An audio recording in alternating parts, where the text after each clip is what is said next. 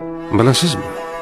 Siz turmush o'rtog'ingizni oddiy qabul qilishingiz mumkin, ammo xayrli juft ko'p bo'ydoqlarning va qizlarning orzusidir. Balki sizni joningizdan to'ydirgan farzandingiz bordir, ammo farzand ne'matini orzu qilganlar qancha? Yashayotgan uyingiz kichiklik qilar, ammo bir boshpanani bir umr orzu qilib o'tganlar bor. Har kuni tahoratingizni o'zingiz qilayotganingiz va sog'lom tanangiz sizga oddiy tuyular. Ammo sizdek sog'lom bo'lish barcha bemorlarning orzusidir.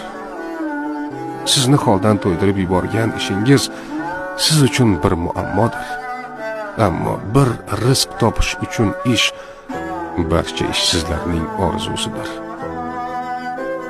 Erkin, xo'r ekanligingiz, istagan joyga bora olishingiz oddiy tuyular, ammo qamoqdagi mahkumlarning orzusidir bu. Amallab topayotgan pulingiz sifatli va so'nggi rusumdagi narsalarga yetmas, ammo bo'ynigacha qarzga botib eski kiyimda yurganlarning orzusidir sizni holatingiz. Rasululloh sallallohu alayhi vasallam iymon ikki qismdir. Yarmi sabrda, yarmi esa shukurda deb marhamat qilganlar.